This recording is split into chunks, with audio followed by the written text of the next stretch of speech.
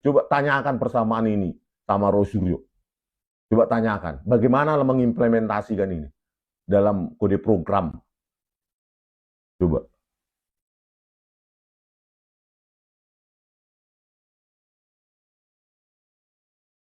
Tapi ya demi kepentingan konten ya, nggak peduli ya. Nggak peduli tanyakan ini ke Rosuryo.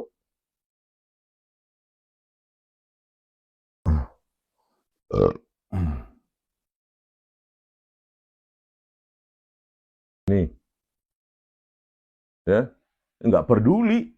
Yang penting, udah kita butuh mulut Rosuryo. Ya, mulutnya Rosuryo kita peneliti gadungan yang nggak pernah punya catatan menulis. Pemirsa, ya, jangan merasa kalian itu mereka itu penegak kebenaran. Pret, ya, Tifa. Sudah saya ceritakan di video sebelumnya. Ya, tertutup pengelolaan anggaran buku Jokowi White Paper. 1000 buku aja versi premium sudah 350 juta keuntungannya. Kalau 3.000 1 miliar. Kalau 10.000 berapa itu? 3,5 miliar dapat dia. Horas Balige Akademi datang dari masih Jakarta ya. Oke pemirsa, kita akan melanjutkan mengupas 49 halaman dari Pak Rosuryo ya di buku Jokowi's White Paper ya. Kita akan meneliti bagaimana si peneliti gadungan ini, peneliti bodong ini ya, bahwa dia saya sebut adalah politisi berbulu peneliti ya. Politisi yang mengaku-ngaku seolah-olah dia peneliti meskipun dia tidak punya catatan apapun di Google Scholar. Ya, Google Scholar itu bisa menjadi indikator seberapa banyak tulisannya yang direferensi dijadikan rujukan pada tulisan orang lain. Ya, itu tidak ada, nol. Ya. Oleh karena itu, ya saya sebenarnya menganjurkan ya sedikit kepada sebelum kita kupas ini ya kepada para mereka yang mendukung ya, terutama pengacaranya, terutama ini yang mendukung fanatik buta ini ya. Coba kalian ambil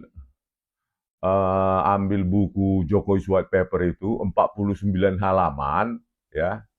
Kalian ambil, kalian tunjukkan kepada para peneliti yang kalian kenal, misalnya Dr. Rido atau Dr. Leoni. 49 itu apa pendapat Anda mengenai tulisan Rosuryo yang jujur? Coba. Apakah itu tulisan seorang peneliti? Apakah itu tulisan seorang fiksi? Ya, fiksioner. Ya.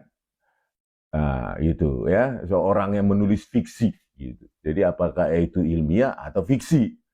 Itu aja minta pendapat ahli secara jujur. Ditambahkan lagi ahli yang di luar. Satu lagi misalnya jadi 3 reviewer tentang tulisan Pak Rosuryo 49 halaman ini. Gitu loh. Jadi itulah rujukan kalian untuk bernalar. Ya. Jangan seperti ada pengacara di Solo itu ya. Seorang megalomania, dikit-dikit begitu, dikit-dikit semua dikomentari. Ya, datang ke Jakarta aja modal apa itu? Ya, keberatan. Ya. Terus ya, setelah kalian dapatkan itu, baru kalian jujur. Oh, ternyata dia bukan peneliti, dia peneliti gadungan. Pantasan Google Scholar-nya nggak ada. Tidak ada satupun tulisannya yang dirujuk oleh tulisan lain. Tidak ada satupun bukunya yang dirujuk oleh buku lain. Ya udah, itu loh. Kalian tinggalkan. Ngapain kalian? Kalau kalian tidak punya political agenda, political motive, ya ngapain kalian berada satu kolam dengan peneliti gadungan? Ya, Pak Rosuryo ini, ya, yang setiap hari ya dia mengenerate hoax, tetapi menuduh orang lain hoax. Apa yang saya bilang hoax? Di manalah di dalam bukunya ini, buku Jokowi's White Paper, 49 halaman, ya tulisannya dia ini, yang menunjukkan ada angka 99,9% palsu. Ya. Apakah kalian tidak baca buku 49 halaman tulisannya Pak Roy Suryo ini? Tidak ada satupun nilai atau angka, nilai error, nilai apapun itu yang merujuk ke 99,9% palsu. Di mana? Di situ ditulis. Saya sudah baca ini tuntas. Dan metode apa? Tidak ada. Itulah hoax yang terus diglorifikasi oleh dia sendiri di setiap dari TV ke TV ke TV ke TV. Mengatakan 99,9% palsu. Apa metodenya? Coba sebutkan. Di mana itu ditulis? Halaman berapa? Nggak ada. Lagi si pengacara raja konten itu selalu mengglorifikasi hoax-hoaxnya Roy Suryo ini. 99,9% palsu. Mana coba tunjukkan? Di mana itu? Ada. Apakah Anda tidak baca 49 halaman tulisan Roy Suryo? Dan kalau tidak ada motif untuk memperpanjang kasus ini demi konten, demi political gain 2029, harusnya kau baca itu. Tulisan Roy Suryo itu. Tetapi Roy Suryo ini, terlepas dia terlibat atau tidak dalam motif politik ini, ya memang dipakai untuk ini, memperpanjang kasus ini, mengglorifikasi, merepetisi, mengartikulasi tiap hari. Hoax 99,9% palsu. Di mana? Coba buktikan. Atau kalian adakan dulu acara debat terbuka saya dengan Roy Suryo. Gitu. Tapi nggak penting sih itu ya, karena bentar lagi juga udah selesai kasus ini P21. Ya. Jadi kalian kalau memang kalian tidak berkepentingan dalam politik, coba tunjukkan kepada saya di manakah angka 99,9% palsu di buku JWP ini yang diglorifikasi terus oleh Roy Suryo ini, si peneliti gadungan ini, si peneliti tanpa track record, tanpa Google Scholar. Kalian percaya? Satu pun tulisannya nggak pernah dirujuk orang lain. Tidak ada fondasi matematika yang dia pegang. Ya dia tinggal ngoceh aja dengan gaya komunikasinya tanpa perlu pertanggungjawaban ilmiah. Ya saya baca. Ya. Secara detail ini tulisannya. Ya, karena dia sudah mengejek saya dengan menamai saya, mengubah nama saya sesukanya, seolah-olah nama saya itu tidak berharga. Ya, meskipun saya marah begini, saya tetap panggil nama utuhnya, Roy Suryo. Itu loh.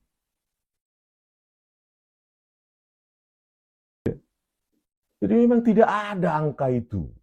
Coba variabel apa yang dia pakai, metode apa yang dia pakai? 99, pokoknya 99,9% palsu. Metode apa? Coba tanyakan secara detail. Bosan kita setiap hari dia yang menuduh, oh hoax. Padahal dia sendiri tiap hari mengatakan hoax, bahkan di televisi. Itu, ya. Nggak ada tobat-tobatnya. Ada orang tobat ya kan, setelah melakukan kesalahan sadar tobat. Ini nggak, makin bangga dia. Coba saya tunjukkan dulu bagaimana metode ELA. Ya, kan ada dua metode yang ada di buku Jokowi White Paper 49 halaman tulisan yang tak ilmiah dari Roy Suryo itu ya. Coba. Ya, pertama kan metode ELA. Yang kedua gradient analysis. Ya, metode ELA itu harus paham dia metode matematikanya, diagramnya seperti ini nih. Nih, diagramnya ini. Nih, bisa kan? Kelihatan ya. Nah, ini gitu loh. Di situ sebelum dilakukan diuji ya, error level analisisnya itu harus ada normalisasi resolusi, ada koreksi pergeseran, translasi terhadap objek uji, ada koreksi rotasi, ada penyesuaian pencahayaan, dan banyak variabel preprocessing yang lain. Baru dilakukanlah error level analysis dengan rekompresi dalam JPG, ya, Joint Picture Expert Group. Nah, baru persamaannya begini, error begini. Nah ini ya ada ELA ya dalam kurung XY ya, terus XY kurang IKI XY artinya apa? Citra semula dikurangi dengan citra yang sudah dikompresi secara JPEG. Apa itu JPEG? Pak Roy Suryo paham nggak? Metode kompresinya paham nggak?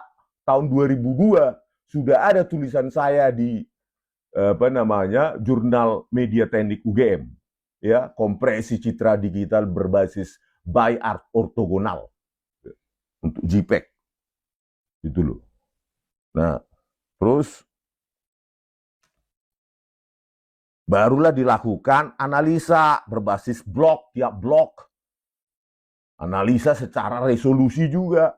Apa dampak resolusi terhadap error level analisis? Bukan Anda bandingkan ELA terhadap scan ijazah Anda yang resolusi tinggi, sementara dari akun X Dian Sandi Utama resolusinya rendah. Yaitu error. Tidak relevan berarti. Ya. Baru dilakukanlah analisis deteksi dan manipulasi. Deteksi manipulasi digitalnya. Dilihatlah peta ELA-nya, anomalinya. Apakah ada perubahan teks atau nomor, manipulasi tanda tangan, anomali stempel atau logo. Ya, saya kasih tahuan dari rumusnya ini. Nih.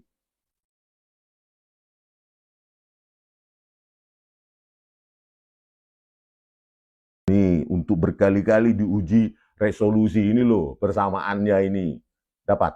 Nah, ini persamaannya ini untuk multi resolusi. Ya, dibandingkan tiap-tiap blok itu perlu program. Ya, alfanya juga ada. Bobot tiap tingkat resolusi. Terus K-nya itu tingkat resolusi piramid level. I-K-nya adalah citra pada resolusi K ke K. Gitu loh. Itu loh. Ini mana 99,9%-nya? Gak ada pun. Terus ELA dengan faktor skala resolusi. Ya, IXY kurang IKI, ya. IKI, taruh, dikali R referensi dibanding dengan R.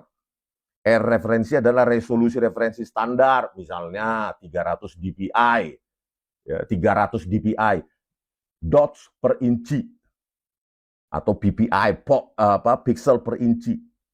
Terus R-nya adalah resolusi aktual citra.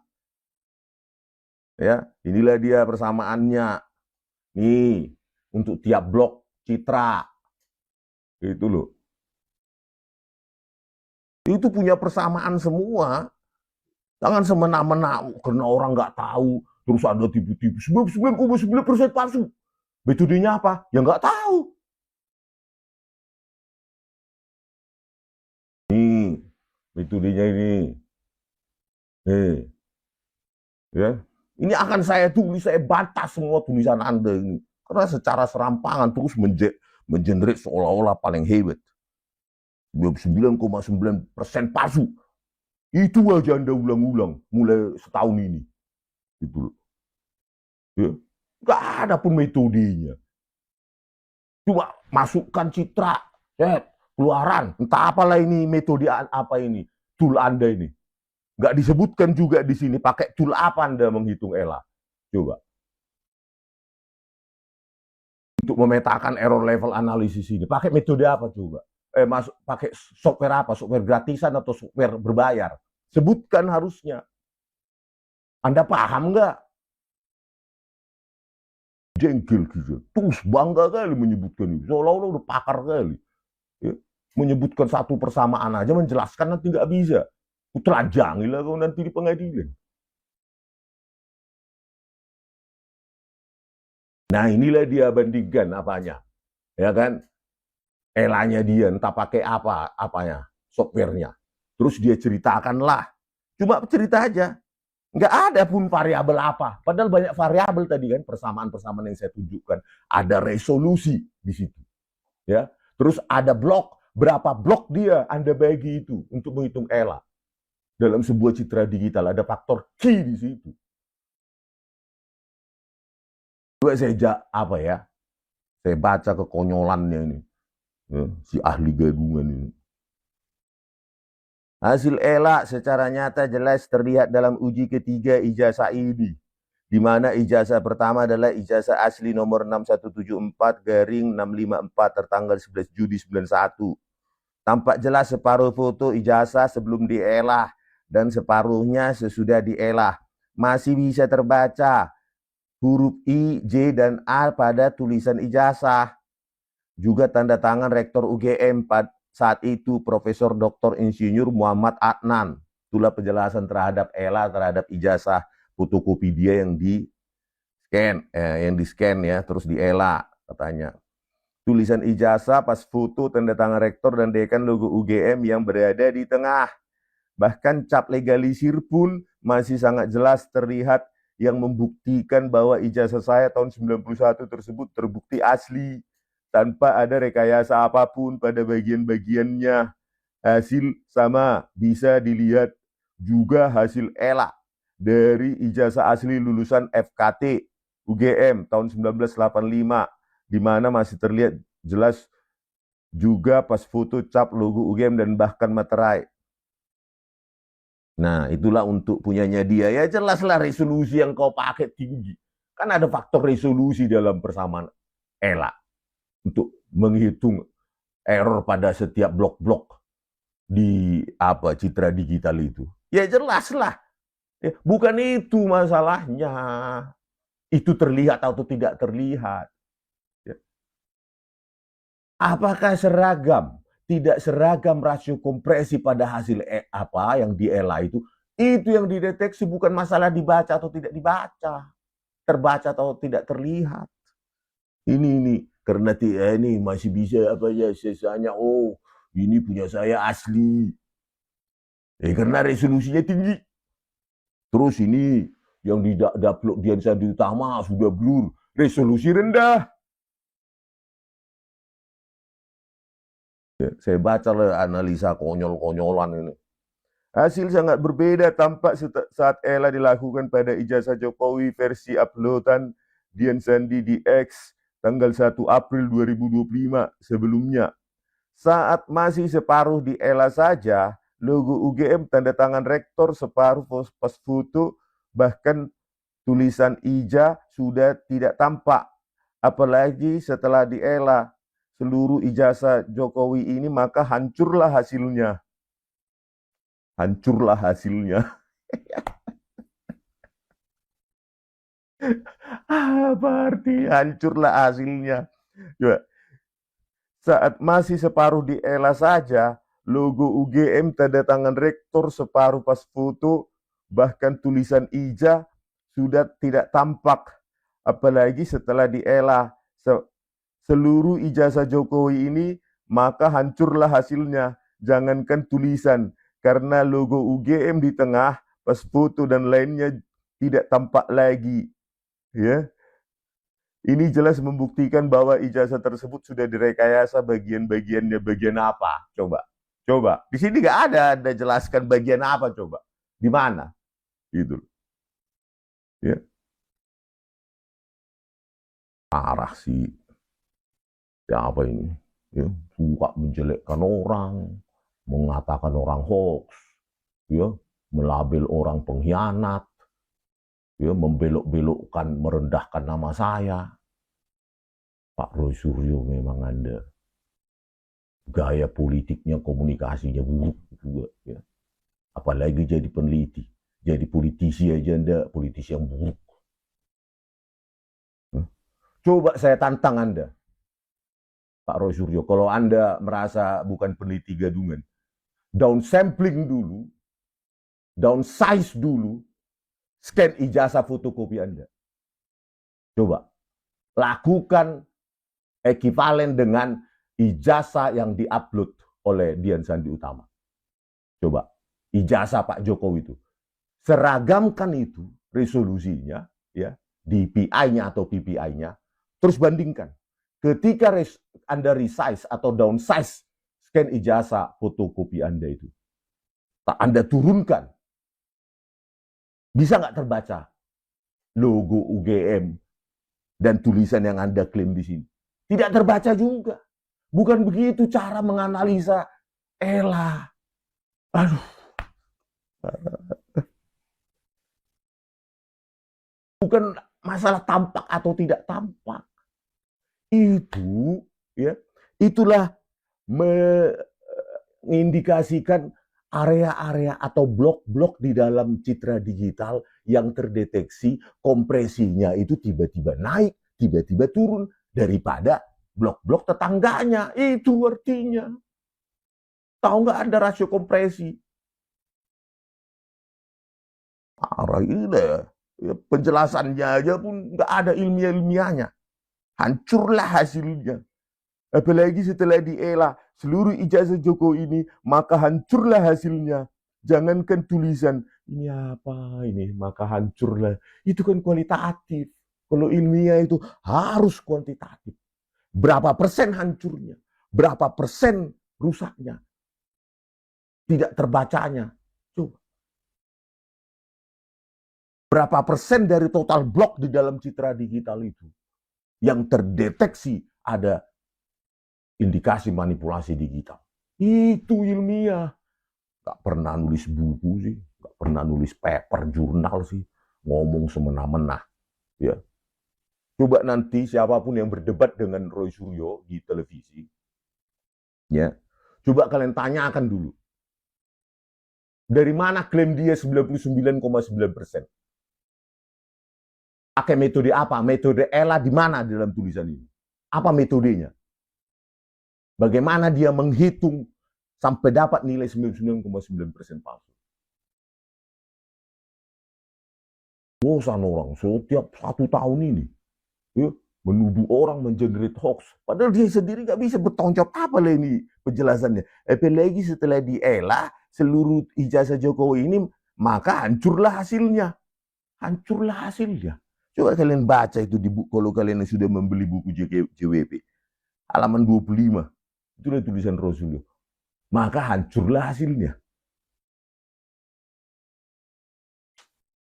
Tapi kalau kalian hanya, apalagi yang pengejar-pengejar konten ini ya, tinggal tancap, Rosuryo cuap-cuap dengan hoaxnya, dengan gaya peneliti bodong, ditonton orang, dapat duit kalian. Ada yang 30 juta, ada yang 50 juta, ada yang 66 juta, ada 99 juta, ada 100 juta lebih. Ya, kalian berkepentingan untuk menyebarkan hoax-hoax dari Roy Suryo ini. Gitu. Coba tanyakan, ya kan, peneliti, coba sumber lain yang terus review dulu tulisan Roy Suryo itu halaman 25 sampai 26. 25 sampai 26, mulai 24 lah, 23, 24, 25 dan halaman 26. Coba. Itu aja yang pendek itu hasil Ella. Di mana lah ilmiahnya di situ? Ella itu. Coba kalian tanyakan ke Dr. Rido, Dr. Leoni atau yang lain, gitu loh. Ya, tapi kalian nggak mau karena apa? Kalian berkepentingan para konten kreator ini, ya, mendapatkan keuntungan. Ya setidaknya sampai 2029 cuap-cuap dia begini, ya kan? Itu untuk konten kreator, untuk para orang-orang yang gelandangan politik ini. Wah, penting ini untuk menjatuhkan orang sebagai kontestasi nanti 2029. Kan begitu. Ya, saya aja nggak orang politik tahu kok. Gitu. Kalau kalian tidak berkepentingan politik, tinggal cross check, cross validation ke peneliti lain. Tulisannya Roy Suryo ini ilmiah nggak ini?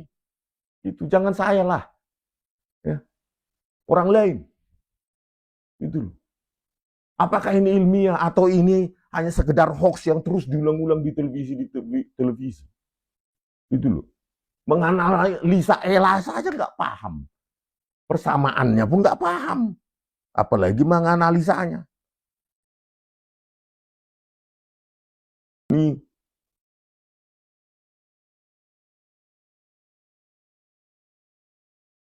Nah ini. Nih, coba tanyakan persamaan ini sama Roy Suryo. Coba tanyakan, bagaimana mengimplementasikan ini dalam kode program. Coba.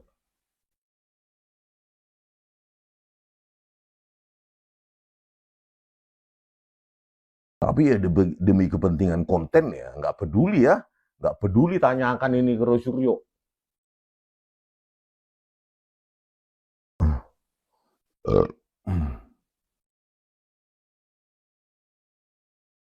Nih,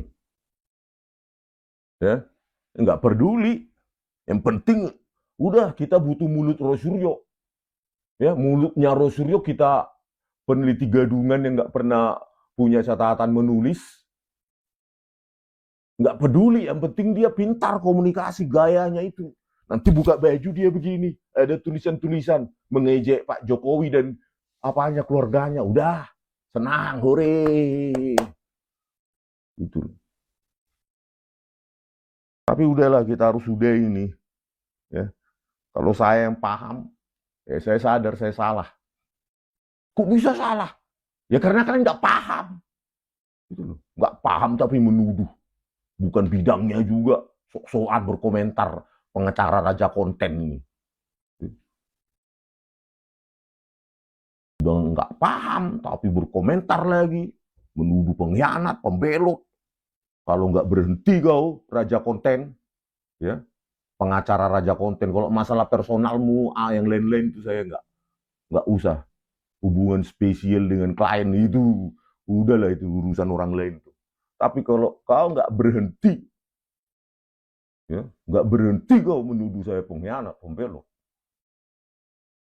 saya yakinkan saya akan laporkan kau. Berikut yang lain-lain. Ya. Nggak paham bidang, menuduh orang lagi demi konten lagi. Di tengah jalan juga kau berada di kasus ini. Membujuk-bujuk saya, ayo kita buat balai RT, ayo kita buat. Kalian berdua membujuk-bujuk saya. Harusnya saya cuma sama Bang Jahmada Girsang. Akhirnya saya terbujuk. Masuklah kau ke kasus ini. Terkenallah kau masuk-masuk TV sekarang. Bukan hanya di kontenmu. Kalau saya nggak setuju kemarin, nggak bakal kau masuk kasus ini. Sekarang enak kali kau. Setelah ku iyakan supaya berdiri, masuk ke bala RT, langsung kau tuduh saya pengkhianat.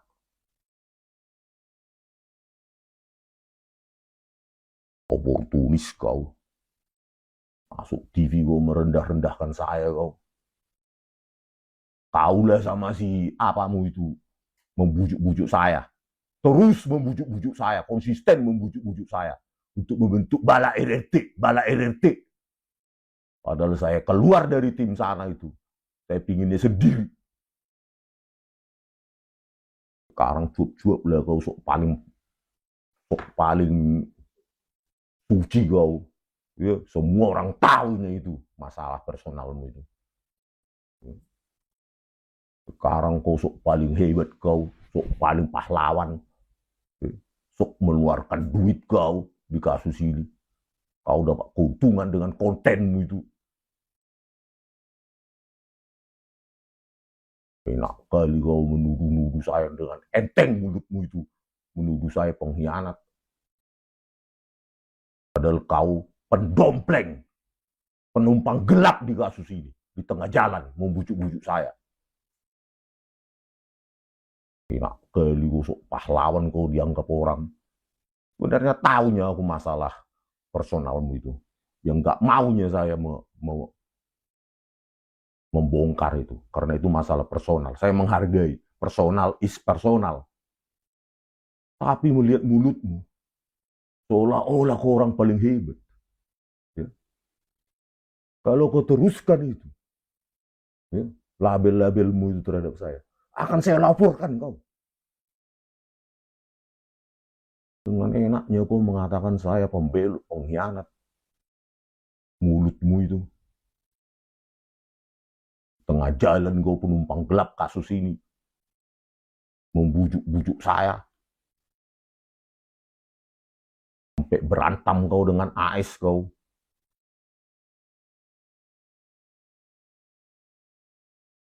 Hebat kau. Jaga mulutmu itu. Jangan sok paling bermoral kau. Hei, pengacara raja konten. Masih seperti itu. Apalagi mengungkit-ungkit pribadi. Ku bongkar pribadimu. Ya. Apalagi itu berkaitan dengan beda buku Jokowi White Paper itu kejadiannya. Oke pemirsa, ya, jangan merasa kalian itu mereka itu penegak kebenaran, pret. Ya, Tifa. Sudah saya ceritakan di video sebelumnya. Ya. Tertutup pengelolaan anggaran buku Jokowi White Paper. 1000 buku aja versi premium sudah 350 juta keuntungannya. Kalau 3.000, 1 miliar. Kalau 10.000, berapa itu? 3,5 miliar dapat dia. Padahal porsi tulisan saya 70% atau 486 halaman. Dia tidak peduli.